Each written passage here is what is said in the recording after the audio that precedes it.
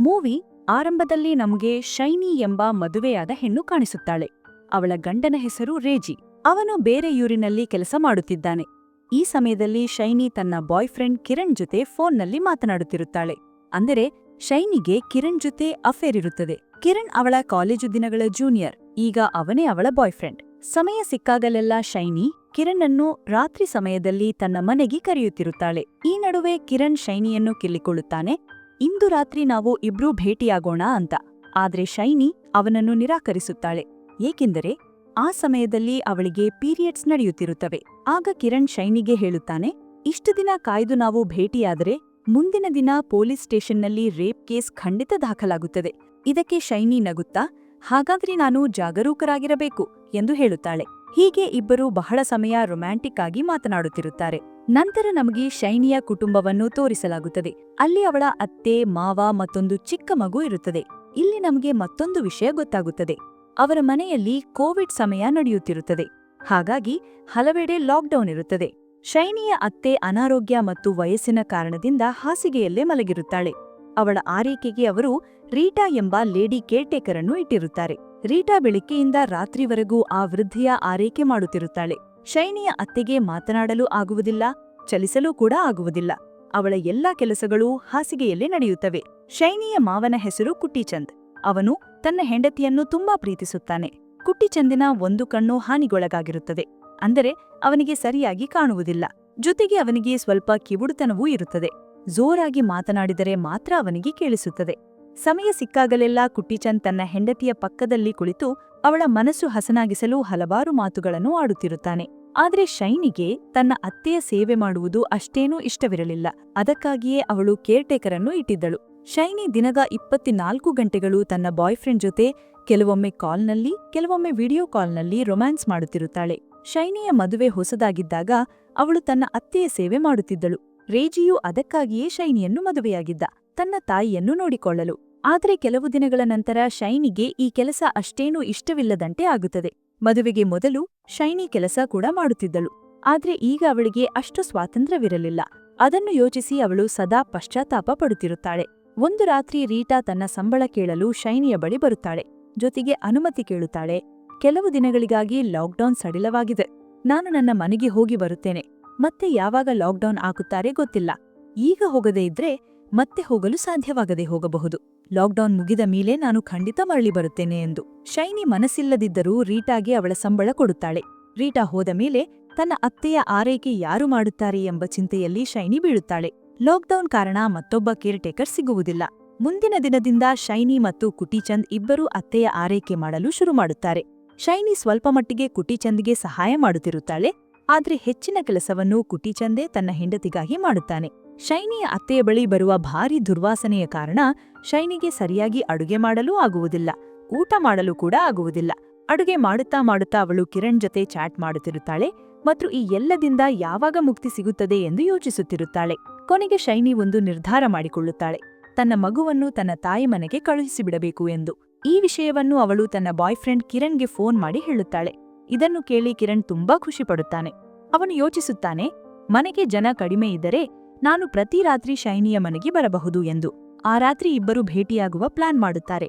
Shiny ಕೂಡ ಇದಕ್ಕೆ ಒಪ್ಪಿಗೆ ಕೊಡುತ್ತಾಳೆ. ನಂತರ ಶೈನಿ ತನ್ನ ಮಗುವನ್ನು ತನ್ನ ತಾಯಿ ಮನೆಗೆ ಕರೆದೊಯ್ಯುತ್ತಾಳೆ.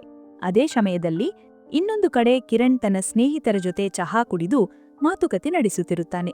ಶೈನಿ ಆ ರಸ್ತೆಯಿಂದ ಹಾದು ಹೋಗುವಾಗ ಕಿರಣ್ನ ಒಬ್ಬ ಸ್ನೇಹಿತ ಶೈನಿಯ ಬಗ್ಗೆ ಕೆಟ್ಟದಾಗಿ ಮಾತನಾಡಲು ಶುರು ಮಾಡುತ್ತಾನೆ. ಈ ಶೈನಿ ಅಷ್ಟು ಸರಳವಲ್ಲ, ನಾನು ಕೇಳಿದ್ದೇನೆ, ಅವಳ ಜೊತೆ ಅನೇಕ ಜನ ಸಂಬಂಧ ಹೊಂದಿದ್ದಾರೆ. ಒಂದು ರಾತ್ರಿ ನಾನು ಮ್ಯಾಥ್ಯೂವನ್ನು ಮಾವಿನ ಮರದ ಮೂಲಕ ಶೈನಿಯ ಮನೆಗೆ ಹೋಗುವುದನ್ನು ನೋಡಿದ್ದೇನೆ ಎಂದು. ಈ ಮಾತುಗಳು ಕಿರಣ್ಗೆ ತುಂಬಾ ಕೋಪ ತರಿಸುತ್ತವೆ. ಅವನು ಶೈನಿಯ ಪರವಾಗಿ ಮಾತನಾಡುತ್ತಾನೆ. ಶೈನಿ ಅಂತಹ ಹುಡುಗಿ ಅಲ್ಲ ಎಂದು. ಈ ಮಾತುಗಳಿಂದ ಜಗಳ ಹೆಚ್ಚಾಗುವಷ್ಟರಲ್ಲಿ ಕಿರಣ್ನ ಬೆಸ್ಟ್ ಫ್ರೆಂಡ್ ಕೆವಿನ್ ಮಧ್ಯಪ್ರವೇಶಿಸಿ ಕಿರಣ್ ಅನ್ನು ಶಾಂತಗೊಳಿಸುತ್ತಾನೆ. ಅವನ ಮಾತುಗಳಿಗೆ ಗಮನ ಕೊಡಬೇಡ, ಅವನು ಜಾಣ್ಮದಿಂದ ಹೀಗೆ ಹೇಳುತ್ತಿದ್ದಾನೆ ಎಂದು. ಅಂದರೆ ಕೆವಿನ್ಗೆ ಈಗಾಗಲೇ ಕಿರಣ್ ಮತ್ತು ಶೈನಿಯ ಸಂಬಂಧನ ಬಗ್ಗೆ ತಿಳಿದಿರುತ್ತದೆ. ರಾತ್ರಿ ಆದ ನಂತರ ಶೈನಿ ಕಿರಣ್ಗೆ ಕಾಲ್ ಮಾಡಿ, ಈ ಸಮಯಕ್ಕೆ ನನ್ನ ಮನೆಗೆ ಬಾ ಎಂದು ಹೇಳುತ್ತಾಳೆ. ಆಗ ಕಿರಣ್ ತನ್ನ ಸ್ನೇಹಿತ ಕೆವಿನ್ನ ಬೈಕ್ನಲ್ಲಿ ಶೈನಿಯ ಮನೆಗೆ ಹೊರಡ್ತಾನೆ. ಮನೆಯ ಬಳಿ ತಲುಪಿದ ನಂತರ ಕಿರಣ್ ಕೆವಿನ್ಗೆ ಮನೆಯ ಹೊರಗೆ ನಿಲ್ಲುವಂತೆ ಹೇಳುತ್ತಾನೆ. ಯಾರಾದರೂ ಬಂದರೆ ಸಿಗ್ನಲ್ ಕೊಡಲು ಹೇಳುತ್ತಾನೆ. ನಂತರ ಕಿರಣ್ ಶೈನಿಯ ಕೋಣೆಗೆ ಹೋಗುತ್ತಾನೆ. ಶೈನಿ ಈಗಾಗಲೇ ಕಿರಣ್ಗಾಗಿ ಹಿಂದಿನ ಬಾಗಿಲನ್ನು ತೆರೆದು ಇಟ್ಟಿರುತ್ತಾಳೆ. ಬಹಳ ದಿನಗಳ ನಂತರ ಇವರಿಬ್ಬರೇ ಭೇಟಿಯಾಗಿರುವುದರಿಂದ ಇಬ್ಬರು ತುಂಬಾ ಮಾತನಾಡುತ್ತಾರೆ ಮತ್ತು ನಂತರ ಪರಸ್ಪರ ಇಂಟಿಮೇಟ್ ಕೂಡ ಆಗುತ್ತಾರೆ. ಸ್ವಲ್ಪ ಸಮಯದ ನಂತರ ಇಬ್ಬರು ಕುಳಿತಿರುವಾಗ ಅಚಾನಕ್ ಕಿರಣ್ ಶೈನಿಯನ್ನು ಕೇಳುತ್ತಾನೆ, ನಿನ್ನಿಂದ ಇಷ್ಟು ದುರ್ವಾಸನೆ ಏಕೆ ಬರುತ್ತಿದೆ? ಅದಕ್ಕೆ ಶೈನಿ ಹೇಳುತ್ತಾಳೆ, ನಮ್ಮ ಕೇರ್ ಟೇಕರ್ ತನ್ನ ಮನೆಗೆ ಹೋಗಿಬಿಟ್ಟಿದ್ದಾಳೆ. ಈಗ ಲಾಕ್ಡೌನ್ ಇರುವುದರಿಂದ ಬೇರೆ ಯಾರೂ ಕೇರ್ ಟೇಕರ್ ಸಿಗುವುದಿಲ್ಲ. ಅದಕ್ಕಾಗಿಯೇ ನಾನು ನನ್ನ ಅತ್ತೆಯ ಸೇವೆ ಮಾಡುತ್ತಿದ್ದೇನೆ. ನಂತರ ಶೈನಿ ಹೇಳುತ್ತಾಳೆ, ಕಿರಣ್, ನಾನು ಈ ಎಲ್ಲ ಜಂಜಾಟಗಳಿಂದ ಹೊರಬರಬೇಕು. ನೀನು ನನಗೆ ಸಹಾಯ ಮಾಡುತ್ತೀಯಾ? ಕಿರಣ್ ಕೇಳುತ್ತಾನೆ, ನೀನು ಏನು ಹೇಳಲು ಬಯಸುತ್ತಿದ್ದೀಯಾ? ಅದಕ್ಕೆ ಶೈನಿ ಹೇಳುತ್ತಾಳೆ, ನನ್ನ ಅತ್ತೆ ಇರುವ ಸ್ಥಿತಿಯಲ್ಲಿ ಅವಳಿಗೂ ತುಂಬಾ ಕಷ್ಟ. ಅವಳ ಕಾರಣದಿಂದ ನಮಗೂ ತುಂಬಾ ತೊಂದರೆಯಾಗುತ್ತಿದೆ. ಅವಳು ಸತ್ತರೆ ನಮ್ಮಿಬ್ಬರಿಗೂ ಒಳ್ಳೆಯದು. ಅವಳು ಸತ್ತ ಕೆಲವೇ ದಿನಗಳಲ್ಲಿ ನನ್ನ ಮಾವ ಕೂಡ ದುಃಖದಿಂದ ಸತ್ತು ಹೋಗುತ್ತಾರೆ. ಆಗ ನಾವು ಪ್ರತಿದಿನವೂ ಭೇಟಿಯಾಗಬಹುದು. ಇದನ್ನು ಕೇಳಿದ ಕಿರಣ್ ಮೊದಲು ಶಾಕ್ ಆಗುತ್ತಾನೆ, ತುಂಬಾ ಗಾಬರಿಯಾಗುತ್ತಾನೆ. ಆದರೆ ಶೈನಿ ಹೇಳುತ್ತಾಳೆ, ಇವತ್ತಿನ ರಾತ್ರಿ ನಾವು ಇಬ್ಬರೂ ನನ್ನ ಅತ್ತೆಯನ್ನು ಕೊಲ್ಲೋಣ. ಮೊದಲು ಕಿರಣ್ ಇದಕ್ಕೆ ಒಪ್ಪುವುದಿಲ್ಲ. ಆದರೆ ಶೈನಿಯ ಮಾತುಗಳನ್ನು ಯೋಚಿಸಿ ಕೊನೆಗೆ ಅವನು ಕೂಡ ಒಪ್ಪಿಗೆ ನೀಡುತ್ತಾನೆ. ಹೀಗೆ ಅರ್ಧರಾತ್ರಿ ಇಬ್ಬರು ಶೈನಿಯ ಅತ್ತೆಯ ಕೋಣೆಗೆ ಹೋಗುತ್ತಾರೆ. ಶೈನಿ ಒಂದು ಬಟ್ಟೆಯನ್ನು ತೆಗೆದುಕೊಂಡು ತನ್ನ ಅತ್ತೆಯ ಕತ್ತಿಗೆ ಸುತ್ತಿ ಉಸಿರುಗಟ್ಟಿಸಲು ಶುರು ಮಾಡುತ್ತಾಳೆ. ಕಿರಣ್ಗೂ ಸಹಾಯ ಮಾಡಲು ಹೇಳುತ್ತಾಳೆ. ಅದೇ ಸಮಯದಲ್ಲಿ ಶೈನಿಯ ಅತ್ತೆ ಎಚ್ಚರಗೊಳ್ಳುತ್ತಾಳೆ. ತನ್ನ ಕಣ್ಣುಗಳಿಂದ ಎಲ್ಲವನ್ನೂ ನೋಡುತ್ತಿರುತ್ತಾಳೆ, ಆದರೆ ಕೂಗಲು ಸಾಧ್ಯವಾಗುವುದಿಲ್ಲ. ಪಾಪ ಅಜ್ಜಿ ಸಾಯುವ ಸಮಯದಲ್ಲಿ ಅವಳ ಕಣ್ಣಿನಿಂದ ಕಣ್ಣೀರು ಹರಿಯುತ್ತದೆ.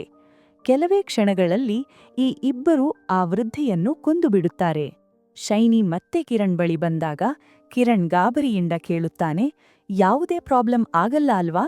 ಶೈನಿ ಅವನಿಗೆ ಧೈರ್ಯ ತುಂಬಿಸುತ್ತಾ ಹೇಳುತ್ತಾಳೆ, ಗಾಬರಿಯಾಗಬೇಡ, ನಾವು ಇಬ್ಬರೂ ಸಿಕ್ಕಹಾಕಿಕೊಳ್ಳಲ್ಲ. ಬೆಳಗ್ಗೆ ಆದ ನಂತರ ನಾನು ಮೊದಲಿಗೆ ನನ್ನ ಅತ್ತೆಯ ಕೋಣೆಗೆ ಹೋಗಿ ಜೋರಾಗಿ ಅಳುತ್ತಾ ಚೀರಾಡುತ್ತೇನೆ. ಎಲ್ಲರೂ ಅತ್ತೆಯ ಆರೋಗ್ಯ ಹದಗೆಟ್ಟಿದ್ದರಿಂದ ಅವಳು ಸತ್ತಾಳೆಯಂತಲೇ ಯೋಚಿಸುತ್ತಾರೆ. ಈ ಟೆನ್ಷನ್ನಿಂದ ಹೊರಬರಲು ಮತ್ತೆ ಇಬ್ಬರೂ ಪರಸ್ಪರ ಇಂಟಿಮೇಟ್ ಆಗುತ್ತಾರೆ. ತುಂಬಾ ರಾತ್ರಿಯಾದ ನಂತರ ಶೈನಿ ನಿಧಾನವಾಗಿ ಕಿರಣ್ಣನ್ನು ಮನೆ ಹೊರಗೆ ಕಳುಹಿಸಲು ಯತ್ನಿಸುತ್ತಾಳೆ. ಬಾಗಿಲಿನ ಬಳಿ ಬಂದಾಗ ಯಾರೋ ಬಾಗಿಲು ಲಾಕ್ ಮಾಡಿರುವುದು ಕಾಣಿಸುತ್ತದೆ. ಶೈನಿ ಯೋಚಿಸುತ್ತಾಳೆ, ಬಹುಶಃ ತನ್ನ ಮಾವನೇ ಲಾಕ್ ಮಾಡಿರಬಹುದು. ಇಬ್ಬರು ಮತ್ತೊಂದು ಬಾಗಿಲಿನ ಬಳಿ ಹೋಗುತ್ತಾರೆ, ಆದರೆ ಅದು ಕೂಡ ಲಾಕ್ ಆಗಿರುತ್ತದೆ. ಇದನ್ನು ನೋಡಿ ಶೈನಿ ತುಂಬಾ ಗಾಬರಿಯಾಗುತ್ತಾಳೆ. ಹೊರಗಿಂದ ಯಾರೂ ಒಳಗೆ ಬಂದಿಲ್ಲ, ಅಂದರೆ ಎಲ್ಲ ಬಾಗಿಲುಗಳು ಹೇಗೆ ಲಾಕ್ ಆಗಿವೆ? ಮೇಲಾಗಿ ಮನೆಯಲ್ಲಿ ವಿದ್ಯುತ್ ಕೂಡ ಇರುವುದಿಲ್ಲ. ಅಷ್ಟರಲ್ಲಿ ಮೇಲ್ಮಹಡಿಯಿಂದ ಕೆಲವು ಶಬ್ದಗಳು ಕೇಳಿಸುತ್ತವೆ. ಕಿರಣ್ ಮತ್ತು ಶೈನಿ ನಿಧಾನವಾಗಿ ಮೆಟ್ಟಿಲೇರಿಕೊಂಡು ಮೇಲಕ್ಕೆ ಹೋಗಿ ಚಿಕ್ಕದಾಗಿ ಜಾಸೂಸಿ ನೋಡಲು ಪ್ರಯತ್ನಿಸುತ್ತಾರೆ. ಅಷ್ಟರಲ್ಲಿ ಒಂದು ಬಾಗಿಲು ಶೈನಿಯ ತಲೆಯ ಮೇಲೆ ಬೀಳುತ್ತದೆ. ಅವಳು ಮೆಟ್ಟಿಲಿನಿಂದ ಕೆಳಗೆ ಬಿದ್ದು ತಲೆಗೆ ಭಾರೀ ಗಾಯವಾಗುತ್ತದೆ. ಶೈನಿಯ ಶಬ್ದ ಕೇಳಿ ಕಿರಣ್ ಅವಳ ಬಳಿ ಬರಲು ಹೋಗುವಷ್ಟರಲ್ಲಿ ಅವನ ಕಾಲಿಗೂ ಅಚಾನಕ್ ಭಾರೀ ಗಾಯವಾಗುತ್ತದೆ. ಹೀಗೆ ಇಬ್ಬರೂ ತುಂಬಾ ಗಂಭೀರವಾಗಿ ಗಾಯಗೊಳ್ಳುತ್ತಾರೆ. ಶೈನಿ ಯೋಚಿಸುತ್ತಾಳೆ, ಯಾರೂ ಜಾಣ್ಮೆಯಿಂದ ನಮ್ಮಿಬ್ಬರನ್ನು ಟ್ರ್ಯಾಪ್ನಲ್ಲಿ ಸಿಲುಕಿಸಿದ್ದಾರೆ. ಈ ಮನೆಯಲ್ಲಿ ಯಾರೋ ಇದ್ದಾರೆ. ಅಷ್ಟರಲ್ಲಿ ನಮಗೆ ಗೊತ್ತಾಗುತ್ತದೆ, ಆ ವ್ಯಕ್ತಿ ಯಾರೂ ಅಲ್ಲ, ಶೈನಿಯ ಮಾವ ಕುಟ್ಟಿಚಂದ್. ನಂತರ ಒಂದು ಫ್ಲಾಶ್ಬ್ಯಾಕ್ ತೋರಿಸಲಾಗುತ್ತದೆ. ಶೈನಿ ಮತ್ತು ಕಿರಣ್ ಅತ್ತಿಯನ್ನು ಕೊಲ್ಲುತ್ತಿದ್ದಾಗ ಯಾವುದೋ ಕಾರಣಕ್ಕೆ ಕುಟ್ಟಿಚಂದ್ನ ಕಣ್ಣು ತೆರೆಯುತ್ತದೆ. ತನ್ನ ಹೆಂಡತಿಯನ್ನು ನೋಡಲು ಹೋದಾಗ ಅವಳು ಸತ್ತಿರುವುದನ್ನು ನೋಡಿ ಅವನು ಜೋರಾಗಿ ಅಳುತ್ತಾನೆ. ಯಾಕೆಂದರೆ ಅವನು ಅವಳನ್ನು ತುಂಬಾ ಪ್ರೀತಿಸುತ್ತಿದ್ದ.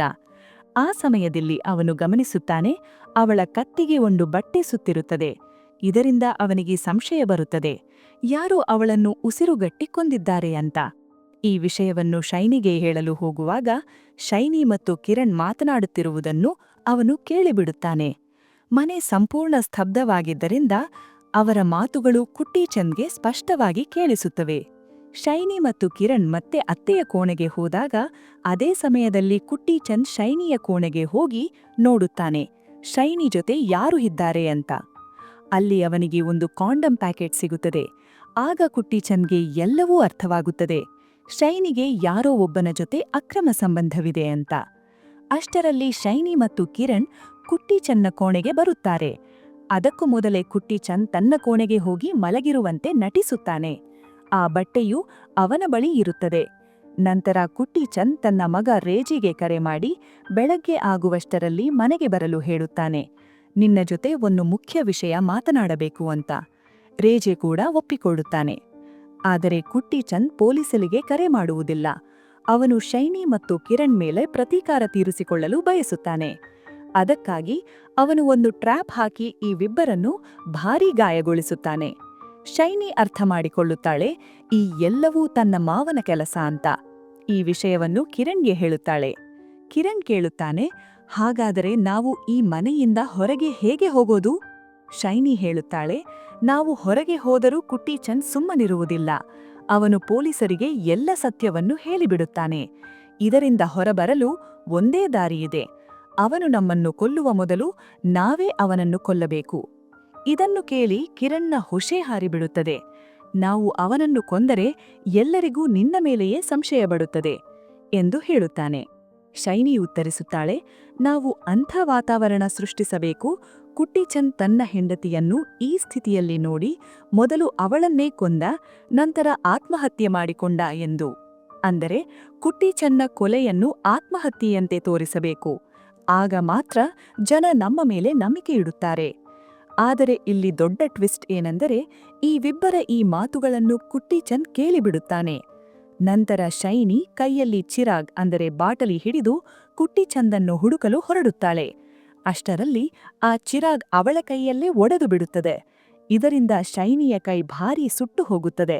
ಅವಳ ಮುಖವು ಗಂಭೀರವಾಗಿ ಗಾಯಗೊಳ್ಳುತ್ತದೆ. ಇದೆಲ್ಲವೂ ಕುಟ್ಟಿಚಂದ್ ಹಾಕಿದ ಟ್ರ್ಯಾಪ್ ಆಗಿರುತ್ತದೆ, ಗಾಜು ಒಡೆಯುವಂತೆ. ಇಲ್ಲಿ ಇನ್ನೊಂದು ವಿಷಯ ತೋರಿಸಲಾಗುತ್ತದೆ. ಕುಟ್ಟಿಚಂದ್ ತನ್ನ ಹೆಂಡತಿಯ ಹಾಸಿಗೆಯ ಬಳಿ ಒಂದು ಸ್ವಿಚ್ ಅಳವಡಿಸಿದ್ದ. ಅವಳಿಗೇನಾದ್ರೂ ಬೇಕಾದರೆ ಆ ಸ್ವಿಚ್ ಒತ್ತಿದರೆ ಕುಟ್ಟಿಚಂದ್ಗೆ ಸಿಗ್ನಲ್ ಹೋಗುತ್ತಿತ್ತು.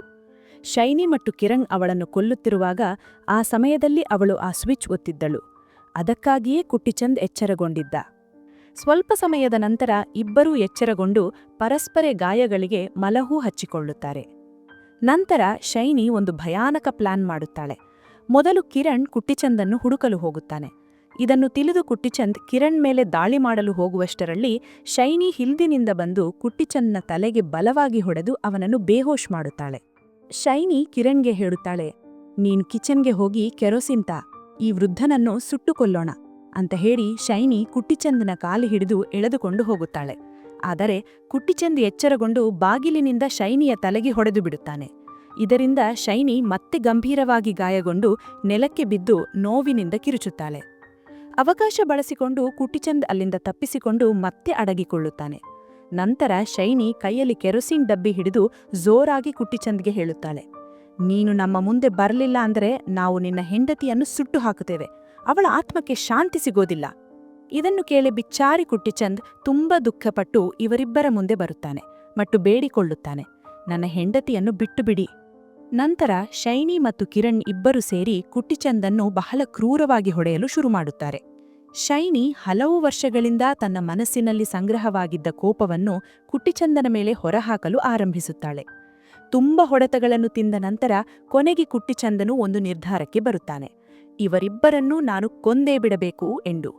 ಮೊದಲು ಅವನು ಕಿರಣ್ನ ಗಾಯಗಳ ಮೇಲೆ ಬಲವಾಗಿ ದಾಳಿ ಮಾಡುತ್ತಾನೆ. ನಂತರ ಶೈನಿಯ ಕಣ್ಣುಗಳಲ್ಲಿ ತನ್ನ 2 ಬೆರಳುಗಳನ್ನು ಚುಚ್ಚುತ್ತಾನೆ. ಇವರಿಬ್ಬರು ಭಾರೀ ನೋವಿನಿಂದ ತಡಪಾಡುತ್ತಿರುವಾಗ ಕುಟ್ಟಿಚಂದನು ತಕ್ಷಣ ತನ್ನ ಕೋಣೆಗೆ ಹೋಗಿ ಫೋನ್ ತೆಗೆದುಕೊಂಡು ಪೊಲೀಸರಿಗೆ ಕರೆ ಮಾಡಲು ಪ್ರಯತ್ನಿಸುತ್ತಾನೆ. ಆದರೆ ಫೋನ್ ಕನೆಕ್ಟ್ ಆಗುವುದಿಲ್ಲ.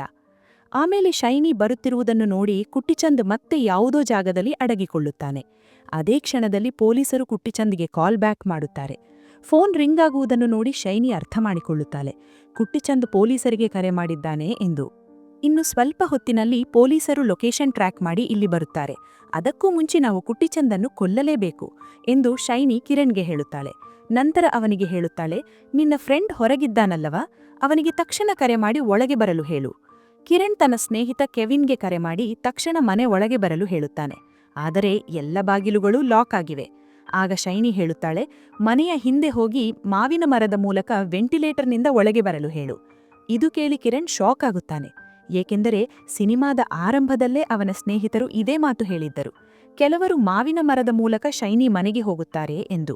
ಅಂದರೆ ಶೈನಿಯ ಸಂಬಂಧ ಕೇವಲ ಕಿರಣ್ಣೊಂದಿಗಷ್ಟೇ ಅಲ್ಲ, ಇನ್ನೂ ಹಲವಾರು ಹುಡುಗರ ಜೊತೆ ಇದ್ದದ್ದು ಸ್ಪಷ್ಟವಾಗುತ್ತದೆ.